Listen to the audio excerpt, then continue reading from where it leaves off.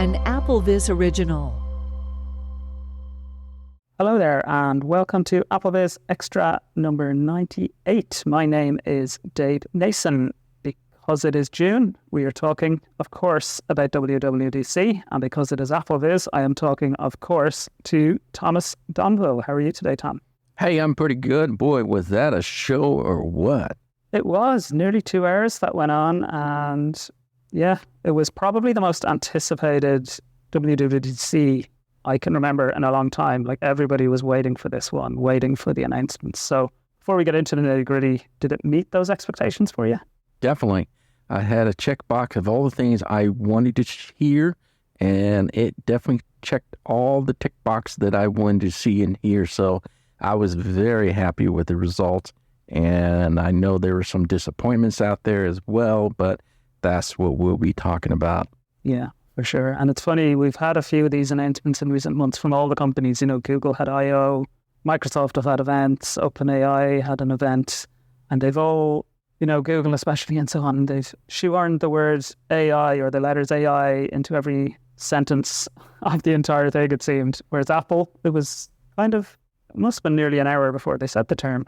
So I thought that was interesting. So we might take the same approach to them, and we will kick off with the regular updates, you might call them, to iOS and Vision OS and Mac OS and so on, and then we can have a chat through the so-called AI. How does that sound? Sounds great. I think that's be perfect. So they did kick off with Vision OS, and I don't think we need to. Why not, man? You know, it is kind of odd that, you know, it's only been 4 months since they released it, and they actually have a Vision OS 2 that comes out. I'm thinking, wow, this is kind of, not only that, but it really didn't feel like it was a 2. I mean, it was like one big thing, and that was it. I was kind of really disappointed. I mean, yeah, granted that 3D photos sounds cool and all, but definitely not for anything for us. No, and I've heard, you know, Marcus Brownlee, you know, he said it felt like more of a 1.2 than a 2. Exactly. It was like a 1.2. It was like a 1.5 update. That was it. But I guess what they're doing there is they're getting it onto their summer cycle. That's all that it really is. And next year it'll be 3 and, you know, go from there, I guess. So makes sense. But what it included was, yeah, you can turn any photo into a 3D experience, or whatever the correct terminology is. Mm-hmm. And some new gestures. But from an accessibility point of view, we're not aware of anything really. And, you know, it's still a product that is very limited in terms of availability and, you know, what it can do. It's just a very young product. It's coming to 8 more countries. So I think it's Japan, China, Singapore, Australia, Canada, France, Germany, and the UK will be getting it soon. So woohoo, you can get it. Yeah, so if you have an Apple store, if you're in any of those countries, go check it out. You haven't gone down to a store even and checked it out, have you? Oh, having not even attempted. Not until they open up the camera and the microphone. That is when I will look at it. Yeah, I'm exactly like you. It's when you can do Be My Eyes and so on. But even then, I think this possibly isn't the product for that. I think it's a pair of glasses or something that is the product that we need more than this. So yeah, we'll see. We will see. I think the big one every year for us is iOS, obviously. So with the software running on our iPhones. And there was a few kind of cool things. I think the biggest one possibly was, and if there are any Android people listening, yes, you were going to say we've had this forever. But it's new for iOS, is that you no longer are locked. You are locked into a grid still, obviously, but you're not locked into everything starting in the top left and just filling the screen from the top left down. You can now place any icon anywhere on the screen, and you can have big open gaps if you want to. If you only have a few apps on a screen, you can just have them lined up at the bottom of the screen and just have empty space above it rather than the other way around. Is that something you find will be useful? Yeah, you know what's cool about the home screen though, Dave, is that I think this is going to be useful for those that are low vision. Maybe not so much for the blind. Maybe there's some purposes, but low vision definitely, because, you know, they introduced the dark mode and being able to tint the colors of different things for your app colors on your icons on your home screen, which I thought was great. Not only that, but you can actually enlarge the icons, so you can have fewer apps, and so it makes it bigger so you can see it. You know, I don't think it's going to play so much for us, because I figure unless you're a touch explorer kind of a person, but I think low vision is definitely going to take advantage of that for sure. I think the large icons could appeal. Just having fewer apps in the space might help some people. And I'd like to say as well, what I was talking about a minute ago, the fact that you can have empty spaces on the screen, above. Because I, for example, and I use focus modes and things, and I have one screen that has my work apps on it, which, I hide at the weekend or whatever. And it only has, I think, 12 apps on the screen. And before they had to be up the top of the screen, but now I can have them all down the bottom half of the screen. So the empty space is kind of at the top instead of the bottom. So they're easier to reach. You know what I mean? It's a small thing, a life-changing thing by any stretch, but it's kind of convenient. Definitely. I mean, you get to rearrange it a little bit better towards the bottom if that's all you want. And the adjustable widget sounds interesting. Not that I don't think it'll make any difference to us either, but I really am glad that they decided to take the password and make it a standalone. That makes it more compelling because, it's always been a pain in the butt to go under settings, go under password. Now it's up in front and center. So it seems like this is like a real deal. It's like a whole brand new thing that we can access. And not only that, but they have also categorized it too. Yeah, I believe there was memes already going around of one password executives crying. But right. Now, if you haven't looked at it, did you look at it? It's pretty cool. They got it all categorized too. So it used to be like one big clump of all the things. Now they got it separated by Wi-Fi, and they got passkeys, they got verification, two fobs, and things like that. So I really like how they categorize it differently. It makes it a lot easier to go through, and it seems like it's more manageable. I really like the the Wi-Fi piece, because I went in there and I found, there's a Wi-Fi that is still on my device from a holiday home we stayed in a few months ago. But, and it's like, delete. I don't need that anymore. Things like that. So that categorization is really nice. Right. I thought that was pretty cool. And, we got to give a shout out to the messages. Rich text effects. That's kind of, I think we can all take advantage of that. There's sometimes we can like to bold things and underline and things like that. So I'm glad that they went through the rich text implementation.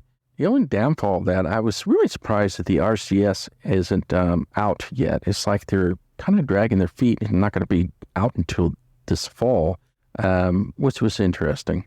It's interesting they mentioned it. It was very low key. They didn't make a big thing of it, but it is actually quite a big deal if you've got Android people in your life, which most people assumably do. It's definitely useful. Like, it's going to make a big difference. And I've always wondered, I've always found it interesting. I know there's been talk about they want to lock people into iMessage, but the reality is actually the lack of RCS has locked people like me out of messages. I use WhatsApp because it's cross-platform, and I've just never used messages. So potentially they're opening more people to actually start using the app as well. So it's, I think it's a good thing. Yeah.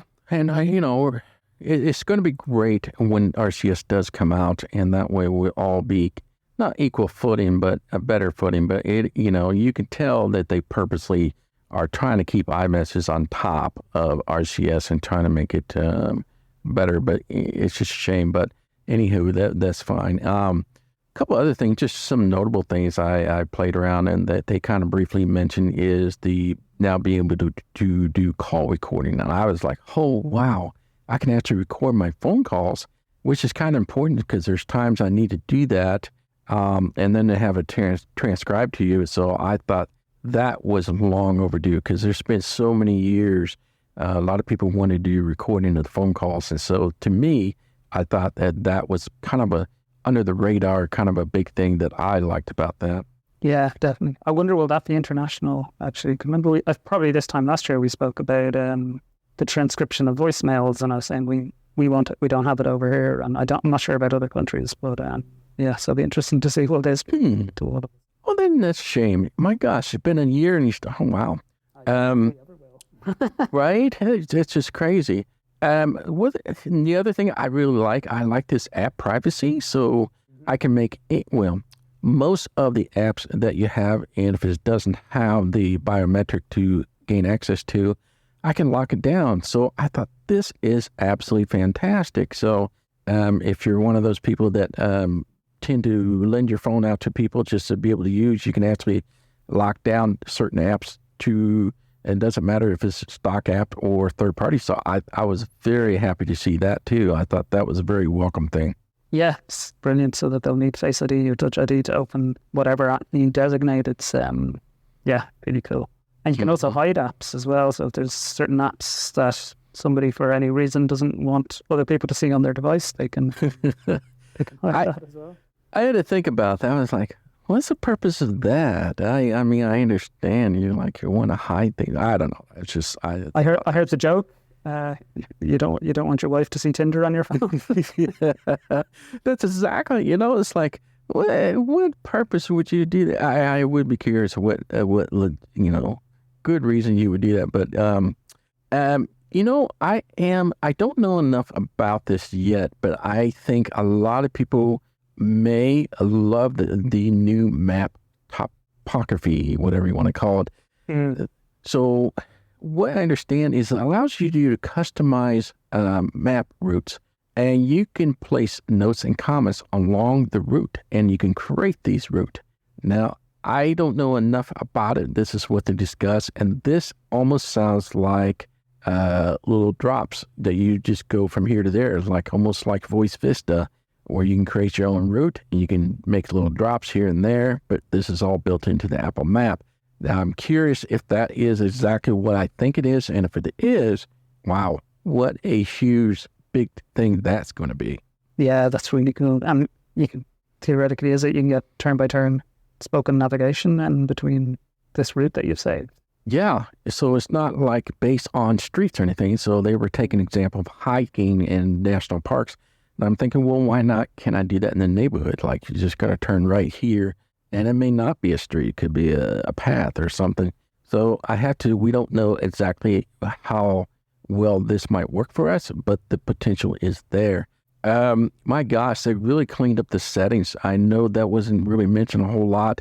Now the settings gotten kind of cleaned up. It's much more organized, and there isn't a whole lot in the settings. You now have something we call an app button at the very bottom. So if you double tap that, and then your list of app comes up. And what I love about it, they actually categorize it by letters. So you can use headings to go A, B, C instead of just swipe. And so that was huge. I was like, oh my gosh, this is great. Yeah, it's funny. But then you open some things and you go, where's that gone? You open Control Center and there's nothing in there, because they've got a new Control Center entirely now. They've overhauled Control Center. You can now have multiple pages, and you can move things around and have different sections. Yeah, I don't know how you control it all from inside the control. It almost sounds too convoluted. It's almost like it's too messy. It's like, yeah, I got more control of the control panel, and I'm able to expand it and categorize it, but it seems like it can be a big mess. Yeah. I don't know. I think a little bit like home screens and widgets and all that kind of stuff. I think you can choose how much you want to put into it. You can use the defaults and ignore all of that stuff, or you can choose to go in, edit it, and add stuff. And I think third-party developers, again, will be able to create little actions for the control center, which I think could be really useful. So I'm optimistic. Good for you, man. I'm glad one of us is optimistic, right? Hey, you know what one of my favorite things is that on the lock screen, that little flashlight button and the camera button, you can now replace that with something else. I mean, how many times have we opened up our lock screen and actually hit the flashlight? That can now be replaced with a different app.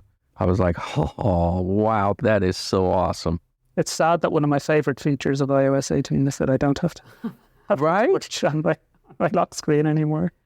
Yeah, there's just so many things that they didn't talk about, but just it might have been up on the PowerPoint we didn't see and all. But another one I saw that I thought was really cool is, it kind of a pain in the butt to add cards to your Apple Pay, and it looks like now you are able to open up your Apple Pay and you say add a card, and you just tap your credit card or your debit card to the back of the phone, so it reads the RFID off that card, and it'll be automatically inserted. And I thought, wow. Of course, don't forget the T9 dialer that everybody seems to be talking about. And for those that don't know what the T9 dialer is, that now when you go to the phone app and you go to the keys, what do you call it? The keypad, where you enter your phone number if you just type in the first few letters using the alphanumeric T9s, like THO for Thomas, and it'll bring up Thomas, and you just double tap that and call. So no more having to go through the contact and find the person you want. I thought that was kind of cool. Gosh, let's talk about some voiceover stuff, shall we? Let's talk about some accessibility. Words out of my mouth, Thomas. Oh, you did? Absolutely. I mean, and this is some stuff we didn't, it wasn't in the keynote. It'll probably be in some sessions during WWDC this week, but we downloaded the betas and found some really interesting stuff, including a what's new in voiceover section that you can actually go in and be told what's new and not have to go looking for everything. Right? That's been long overdue. Now it has a very full, comprehensive list of all the voiceover new things you can find in iOS 18 right there. So it's beautiful. And a tutorial. Yes. I got to play with that tutorial. That is really set up nicely. It's pretty comprehensive, and it's very easy to do and easy to use. It has a full-blown tutorial for people that want to learn how to use voiceover. This is fantastic. So move over, assistive technologist trainers out there, because here comes tutorial. Yeah, no, it is great. I mean, the Mac voiceovers had it forever. I mean, I got my first Mac in 2010, and it had a tutorial on it. Android, again, TalkBack has a tutorial on onboarding one. So, it's one of those, it's overdue, but welcome, I guess. This is Yeah, definitely overdue. Way overdue. This is something they should have had from day one for people to learn rather than just trying to figure out using the practice.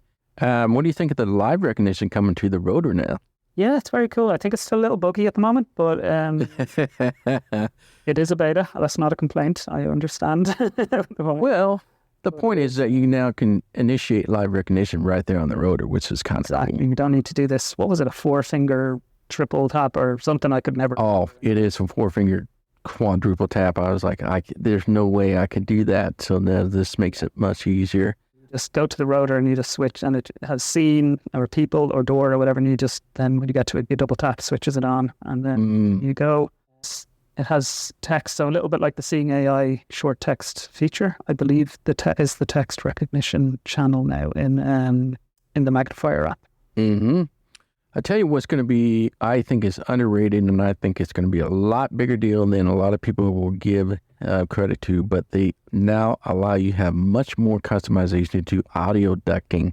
So it's not just simply on and off. Now you can tweak if you want that audio ducking to be a little bit more concise together, or if you want the voiceover to be louder, and so you got more controls. I think that's going to be a big success. Yeah, I definitely think that's good. What else I noticed? Did you notice the anytime you turn voiceover on, that it gives you a very unique haptic feeling. So you know that voiceover has been turned on.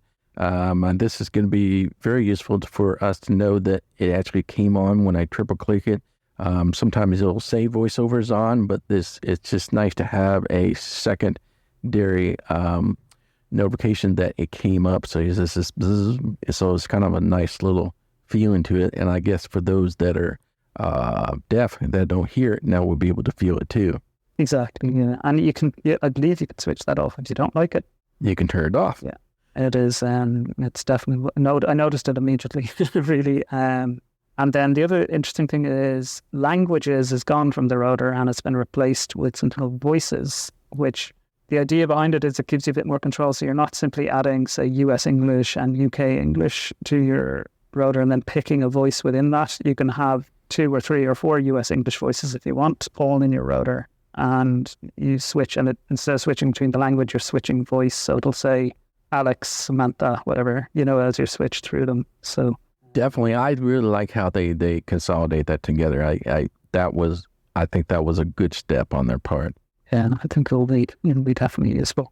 And now, one of the last ones here, that I think one of the biggest one that I think a lot of people are going to be talking about is the Braille screen input. So if you're a BSI user, you're really going to love this new setup. Now, I don't know a whole lot about BSI because I'm not a Braille user myself. However, it seems like now there's a gesture that you implement. You put your fingers on outside of the corners of the device, double tap with both fingers, and it initiates the BSI automatically, so no longer have to go to the rotor to initiate it. and there seems to be some levels of things you can pick from. I think there's like a command level where you can actually initiate different things like going to the dock or application. Essentially, you can use ESI in the same way you would use an external Braille display to actually control the device. Yeah. You can use Braille chords to kind of move. That's amazing. Items and that kind of thing. So essentially replacing your swiping gestures with Braille gestures to actually control the device, which is kind of cool. Yeah, I think it's going to be huge, but it was pretty much a lot of stuff for iOS, whether they mention that or not. So, I mean, that's the beautiful part about being able to have a couple of days to digest, is that we're able to include a lot of things that they didn't mention. That's going to be something that you can look forward to. Yeah, for sure. And then, well, I suppose iPadOS is effectively getting everything iOS got, plus a calculator. Thomas, are you excited? You know, Dave, that was probably the funniest part of the whole thing, was that I thought Apple did they did a good job in making fun of themselves when they said, but wait, the calculator comes to iPad, and then you can hear this little cheering, goes, yay!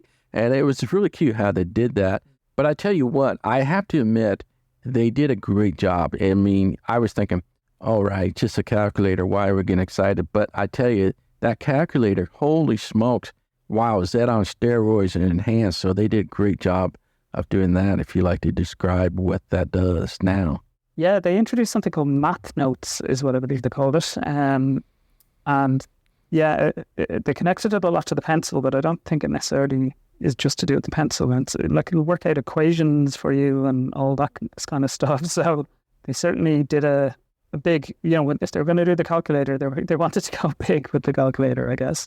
Right. I mean, they really went beyond. And I wish this was around when I was in school. My gosh. I mean, you don't have to have Apple Pencils, like you said. You can use your finger, and you can even input it by just typing it in. And we're talking about equations, folks. We're not just talking about 1 + 2. We're talking about like algebraic stuff, even trig.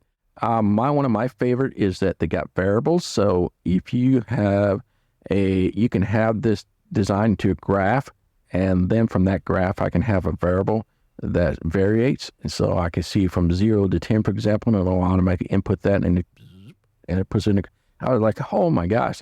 Not that's going to be totally great for those blind, but the point is, you can actually put in algebraic stuff. So if you will put x plus 50 equals 100, or equals y, or I don't know, you know what I'm talking about. You be able to put that in there, and it'll actually calculate it for you for the equation for x or whatever. And so I thought this. So what they did, they went one step above and beyond to make a calculator more powerful. And it's not just for iPad, like you said. It just so happened to be the iPad, but it's coming to the Mac and iOS as well. Yeah. And was there anything else on iPad that's... Not really. Nothing that really shined out to me besides that. Yeah.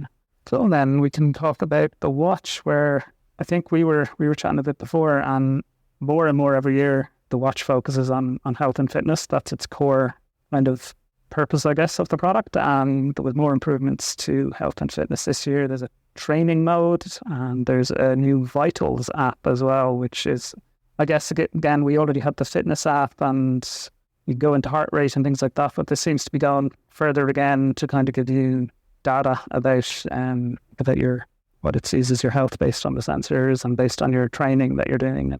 I'm really excited about the Vital apps. I think they definitely have pushed the edge. Some people said this wasn't a whole big thing for once. I don't know. I think this training load and the Vital apps, I thought they were huge. I mean, those two I would use. There's been so many different update sites. It's like, I'll never use that. But those two I actually would use. The bad news out of all this is that you and I are out of the watch business now, because it seems like they have gotten rid of Apple Watch 4th and 5th series along with the original SC. So those watches will be dropped from the OS 11. So that's the disappointing part. It's great to see the live activities coming to your smart stack, which is kind of cool because I do use live activities. So I don't know. I was really happy to see those updates for the watch itself. I thought they were big for myself. It's something I would use.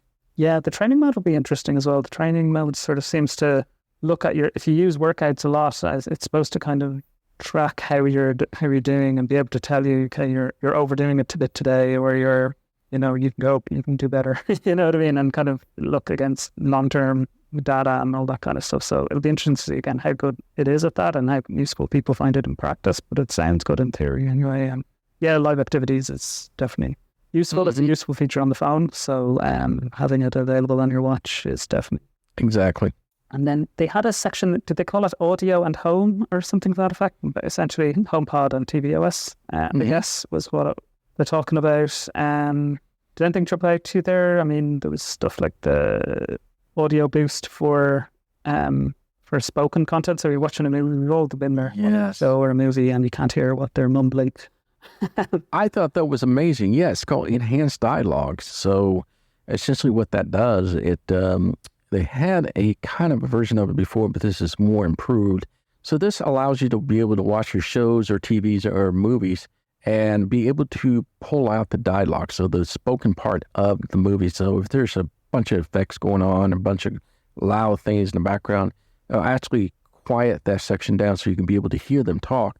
So I think this is, maybe it wasn't ideally originated for those with accessibility, but it's definitely going to be for people like myself that have hearing losses, have a hard time hearing TV with so many effects. So I really like that. But the one thing I was thinking about you, though, is the insight. Oh, yeah, absolutely. So now I believe you swipe down, and if you're watching a TV show or a movie, it'll give you information about actors or, all that kind of stuff, information about who's in that scene, that kind of thing. A little bit probably like what Amazon do, I guess. And then also if there's a song playing, I believe it'll actually give you the track. Yeah, and you could be able to add it to your playlist and whatnot. It's really interesting how you're able to pull all that information. I mean, they kind of stole a lot of that from Google X-Ray, but it is what it is. But it's great to have that. So I was happy to see that they introduced that to TV. I mean, even though it's kind of minimal what they introduced, but at least there was two big things that came along. So I was happy with that. Yeah, exactly. It is good. It is good to see those improvements still coming down the line. And Mac OS, I suppose, again, we'll be coming back to those letters AI later, but where a lot of stuff is shared across the platforms. But on Mac OS, one thing that is new, and I think will be very interesting to people, and will be definitely keen to know how VoiceOver is going to play with it, but iPhone mirroring. Did you see yourself using this at all? Wow. Describe what it is even. If the number one thing that everybody wants to know, and I'm with you all, is that going to be accessible? I mean, the mirroring thought of it is amazing. I mean, being able to see the screen and be able to hear the audio from the phone. So technically you can hear the voiceover coming across it. So I don't know if that will be the case, but the bigger question is, will it be able to allow you to use your keyboard instead of your mouse? And if so, I wonder if you'll be able to initiate the different keys to activate the things on your iPhone. If that does work as it's supposed to, wow, that's going to be huge. It's going to be huge, but, I don't know. I mean, because they had Sidecar, and it's still not accessible. So I'm hoping that this will be the case for Sequoia, that this is the one. What I really like about this most is the iPhone notification. That's more than mirroring. I thought, so any notification that you get on your iPhone will now come to your Mac. I was like, now that is ideal. That's cool. Yeah, that's the great thing that I suppose the advantage that Apple have, where if they have somebody locked into all of their platforms, they just play so nicely together. Like, it'll be interesting. Right. But the good news is, it using the iPhones? It's using mirroring. Is it using the iPhone's voiceover? Is it using the Mac's voiceover? I also played a little game with somebody yesterday of, could you, because there's already a feature to mirror your Apple Watch to your iPhone. So could you mirror your Apple Watch to your iPhone, and then mirror your iPhone to your Mac, and then mirror your Mac to your Vision Pro, and control your Apple Watch from your Vision Pro? There you go. There you go. There you go. That would be... I was going to say the best part about this, my understanding, this Sequoia works on most of the Macs already. The only ones that I saw that wasn't qualify is the older MacBook Air. So if you have a 2018 and older, so you have to have a MacBook Air 2020 to be able to use Sequoia. But other than that, it still uses the last year MacBook Pro 2018 is the low end of being able. So it looks like Sequoia will be able to be used for your laptop. So that was another great sign too. I'd imagine some features will be locked only to M1 and above, Apple Silicon Mac. Actually, I'd be surprised if iPhone mirroring, for example, works on my Intel. Okay. We'll see. And actually, in the realm of sharing, I think it was part of the iPad section, but it wasn't clear to me anyway, and I don't think it's been clarified yet, is if this will also work on iPhone. But SharePlay will now allow not just screen sharing, but actually screen taking over control of a screen. So you could share your iPhone screen to me and I could control your iPhone. Or for tech support people and so on, that could be incredibly useful. And for us, maybe if we need to get out of a jam and we need help with something on our phones from a family member or something like that, that we could potentially FaceTime them and SharePlay and they could control our screen. I agree. I think if you get yourself in a pickle and you have a friend that can actually take over, that is ideal. I'd love that. It would be cool if it was accessible for us to do that, but I'm going to have a funny feeling it's not. We'll see, yeah. Hopefully. We can live in hope. Yeah, was there anything else before we dive into the other anticipated piece of news? No. I think that the first half of the keynote was pretty much what we covered here, and now for the big gorilla in the room.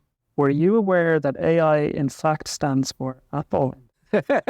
Was that clever on their marketing part or what? I was like, oh, that was totally brilliant on their part. Yeah, just fair play to them. But I say fair play to them, it'll also be very confusing, potentially. Right. I think they did a good job on that naming because I was reading somewhere where they were purposely doing the Apple Intelligence on purpose because that way they can just kind of do a broad stroke that all these things are based on Apple Intelligence, even though they may not be entirely AI specific like we know. So, it's not always tied to AI because it's using Apple Intelligence. Yeah, exactly. And I suppose there's three layers to it in terms of how it's working. Like they told us a lot of on-device I suppose functions. A lot of things are just, done on device with the very powerful chips in the latest iPhones. And that's the latest iPhones. And then some things will go to what they call the secure cloud. Is that what they called it?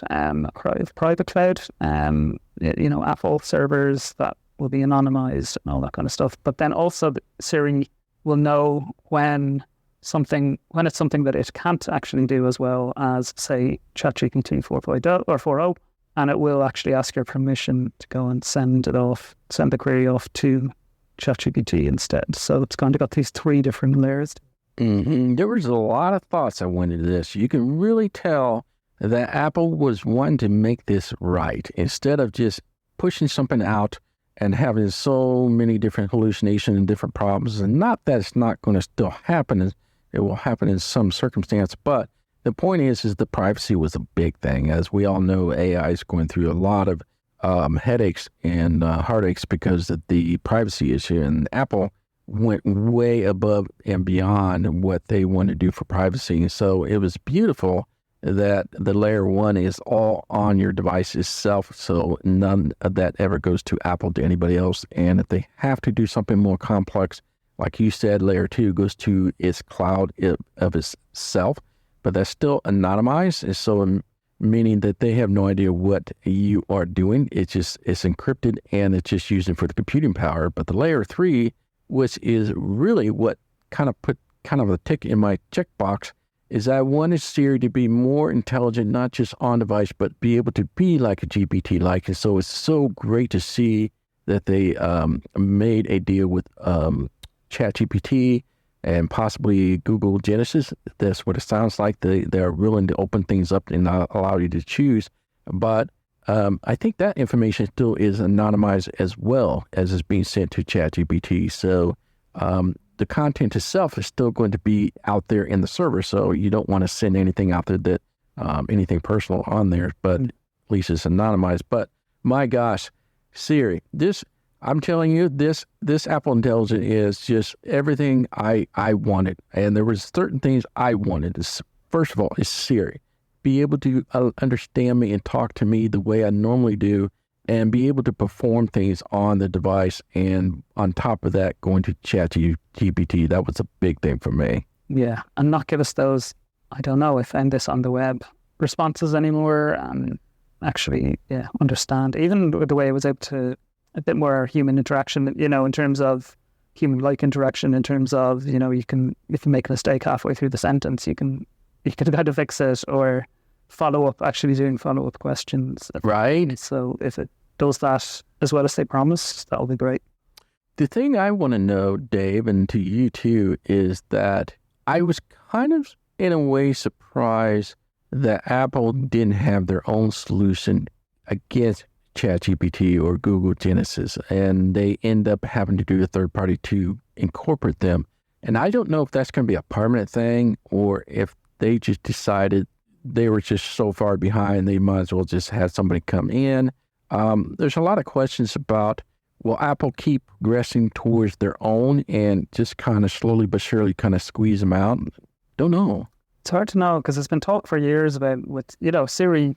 It is what age now? Came out in 2011, so 13 years old now, and it was incredible, when it came out, but then it got quickly overtaken by others. And there was a lot of talk for years that Apple's approach doesn't help, you know what I mean, that in terms of data collection and so on. So can they keep up?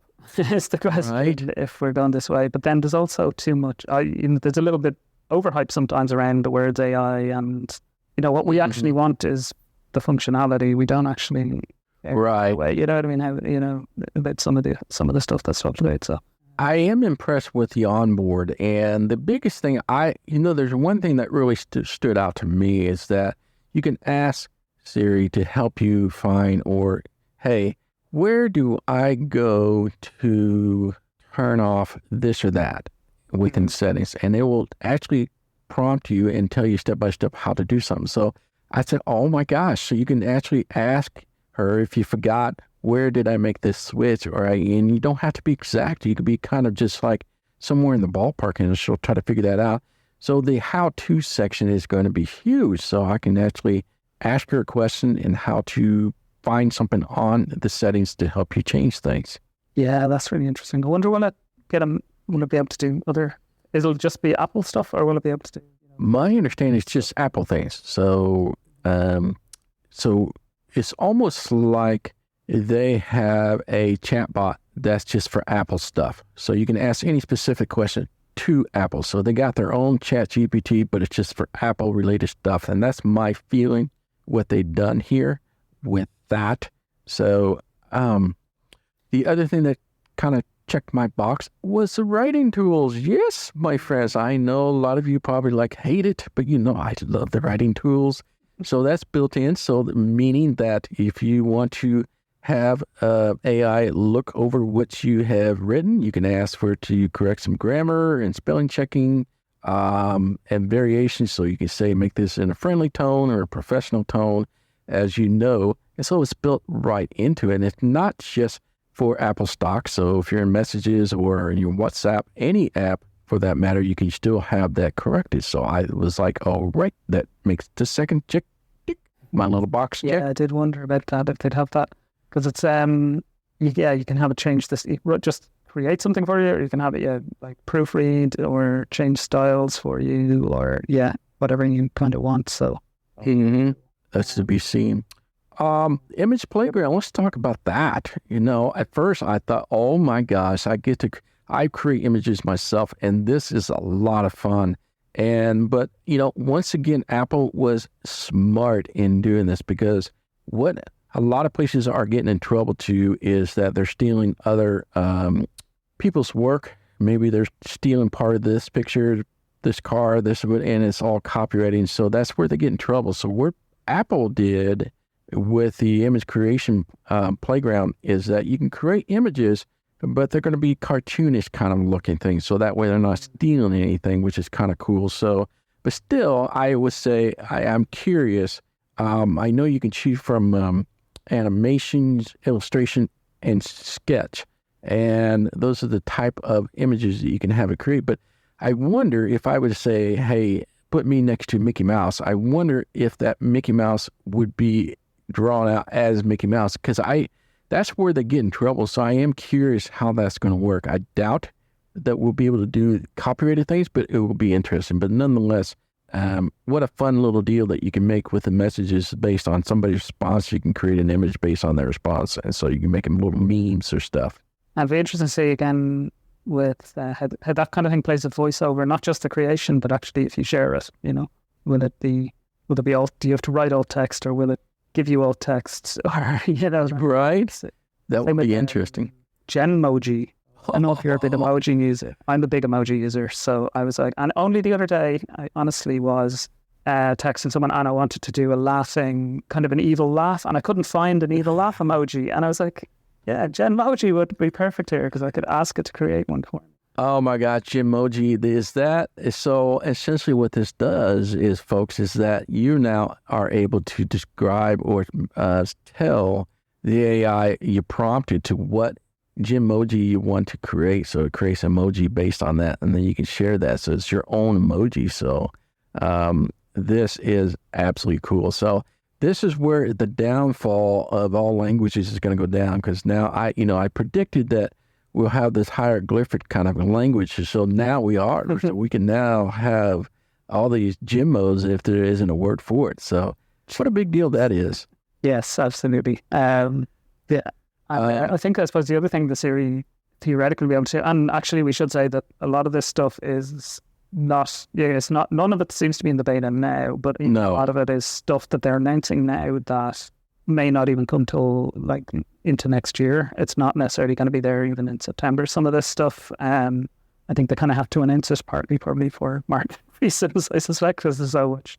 What a bummer. One important thing is that Siri, they say, will theoretically be able to really take on full actions for you. So it'll be able to read your screen really, and you could say, do this, and it will just carry out an action, or go to this app, so open Be My Eyes and take a picture, you know what I mean, or whatever the guide might be. I don't know, there's better examples than that, but that it will be able to actually, carry out full strings of actions potentially for you. I think it's going to be very useful. I see a lot of situations where messages saying, hey, how about we get together on this date? And I can just say, hey, create a appointment based on this message, and I'll create it for you, and I'll put it in the calendar and everything for you. So there's a lot of potential in here that is going to be remarkable. Like you said, in beta 1, the Apple Intelligence is not available, and we don't know when that'll be available. And when it does become available, apparently there's a waiting list. So we got a long way to go through this. And like Dave says, we may not even see it for the fall, but it's one of those, it's going to be it's in progress. It's a work in progress that hopefully they get the building by time that we hit the next year. I am anxious to see what the iPhone 16 that's coming up this fall will entice in terms of will have any exclusivity stuff for Apple Intelligence. So there's lots of questions and thoughts that we will have to wait and see. Yeah, because it seems even, I think you and I are both iPhone 15 Pro owners. I don't know about you, but I wouldn't be intending on buying a new phone again this year. And there's a lot of people on 14s and 13s and 12s with perfectly good phones that aren't going to get some of these AI features. They'll get all the other iOS 18 stuff, but the AI stuff. This is another Apple marketing ploy. This is excellent marketing on Apple's portion, is to say this is only going to be available for the iPhone 15 Pro and above. Boy, you talk about super cycle, and I think that for those that have older device, this is actually going to be that 1 year that's really going to entice you to really consider upgrading that device. And that's a point that they're making. And I think as a business, I think that's great. As a consumer, I think it really stinks. But if it does most everything I need with my iPhone 15 Pro, I will be happy to stick with it. You say that every year, Tom. I do say that every year. It better be that one thing. But if it has everything that I need, well, I don't know. But we'll see. Yeah. This one. I'm hoping the 15 Pro at least will be able to do that. Right. Yeah, it's definitely got a lot of potential, and it's interesting. They're still taking a different approach to some other companies on this stuff, but I think again, they're doing that Apple thing. They focused on what it will actually do in practice, I guess, is what they're trying to focus on. Mm-hmm. You know, after wrapping this all up and thinking about the keynote itself, for those that we discuss on the first half, most devices will be able to provide all the things that we mentioned, except for the Apple Intelligence, of course. There's some people saying this is very minor things, and I'm thinking, well, maybe there were only a few things, but I thought they introduced some really big features that I think that will make a difference to a lot of people. So the enhanced mail and the new messages, the password and the customization of the lock screen and the home screen. There's a lot there, and I was pretty happy. I thought I've been disappointed for the past 2 or 3 years of the WWDC. I didn't think there was a whole lot to offer that came out of it that I thought was really happy about it. But I really thought I would give it, I would say a B for the older devices. But when it comes to Apple Intelligent, it was definitely an A+. So this is no doubt the biggest iOS update I have seen ever since I've been beta testing. This is hands down the biggest since probably the Siri came out. Yeah, I think it is definitely one of the biggest. I mean, it's a nearly 2-decade-old operating system. It's a mature product now. So getting, massive features every year is, difficult. And I think as it goes, I think this is definitely one of the biggest updates we've had in a long time. Mm-hmm. Now, some people were asking, are there any new voices? And this, I get that a lot. Not really. There's some new languages, Lithuanian and some other language that came about, which is great. Somebody talked about Nikki Compact. I don't know if that's truly new or not, but nothing like earth-shattering, nothing new. I was hoping that was one checkbox that wasn't checked, that they introduced some AI voices. Not to say that isn't coming, because we haven't seen any Apple Intelligence and any of that stuff come through yet. That might still be in the cars. It just wasn't mentioned, but we'll have to wait and see. I think the other thing that maybe people will be asking about, and we don't know yet, is around kind of image recognition. So we still just have the basic image recognition. When you tap on a photo, it'll give you that kind of basic description. But if you want the full AI kind of description, you still have to hit share and go down and find Describe With Me My Eyes or Vision It, or whichever app you're choosing to use AI for those AI descriptions. And it'll be really interesting to see, A, do they include an Apple version of that that's much just there and much easier to access? And B, could they make even those third-party ones easier to actually access without having to go through 4 layers of a share sheet or something? Right. It's one of those I'm waiting to see once we get the Apple Intelligence, because that's the first thing I'll do. I'll go to Photo, open it up, and I'll just have Siri describe it to me and see if it does. Yeah, I think that'll be interesting. But that pretty much covers it, Thomas. Is there anything else you wanted to cover? No, I think we pretty much digest everything, and we just kind of gave the meat of everything, and without the mumbling and dumbling that I typically do. Thank you very much. And of course, if you want to know more about iOS 18 and Apple Intelligence and all Mac, Sequoia, and all the different stuff that's out, do check out AppleVis.com. There's Alex has written his usual thread on what happened again in the event. So if you want that summary again, it's there. And there's lots of threads discussing how iOS 18 is looking so far. So do check that out. Thomas, I'm sure everyone can look forward to another series of Thomas podcasts come the end of the summer as well, demonstrating some of this new stuff. Definitely come back in September. I'll have a whole slew of all the things I've just covered, plus more. And so stay tuned. And definitely come back to AppleVis to see what is going to be available when it does come out. Oh, well, I will leave it there and say thank you, Thomas, for joining me. And thanks, everyone, for listening. Bye-bye.